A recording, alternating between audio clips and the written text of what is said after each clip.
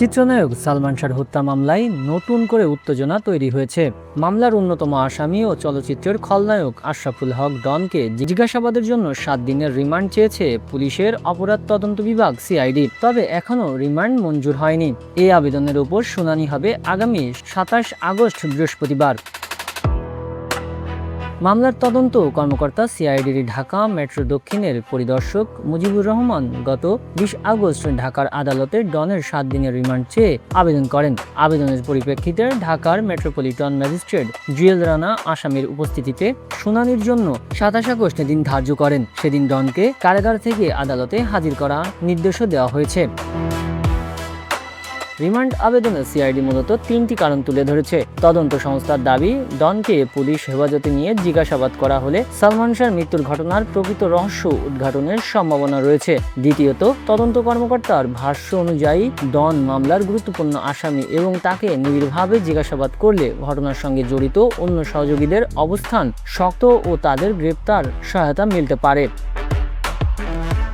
তৃতীয়ত, বিদেশ যাত্রায় নিষেধাজ্ঞা থাকা সত্ত্বেও ডন কিভাবে এবং কার ইন্ধনে বিদেশে যাওয়ার চেষ্টা করেছিলেন সে বিষয়ে তথ্য জানতে চায় সিআইডি।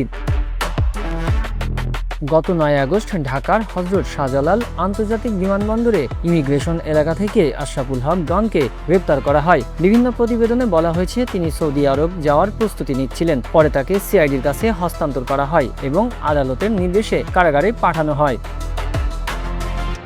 গ্রেপ্তারের ৩ দিনের মাথায় ১২ আগস্ট ডনের পক্ষে জামিনের আবেদন করা হলে ঢাকার মেট্রোপলিটন ম্যাজিস্ট্রেট মোহাম্মদ এহসানুল ইসলাম তা নামঞ্জুর করেন। ফলে তিনি কারাগারেই রয়েছেন।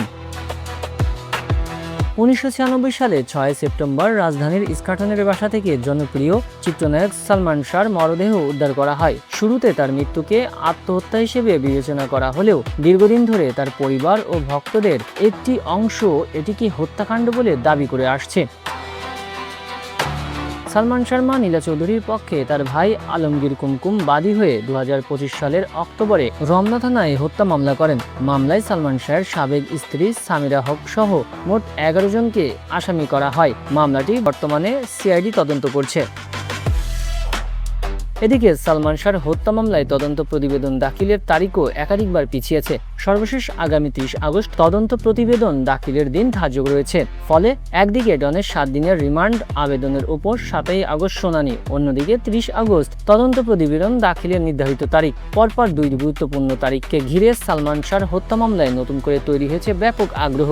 তবে আদালতের শুনানি শেষ না হওয়া পর্যন্ত ডনকে রিমান্ডে নেওয়া হবে কিনা সেই সিদ্ধান্ত আদালতেরই। রিমান্ড মঞ্জুর হলে তদন্তে নতুন কোনো তথ্য বেরিয়ে আসে কিনা সেটিও এখন সবচেয়ে বড় প্রশ্ন।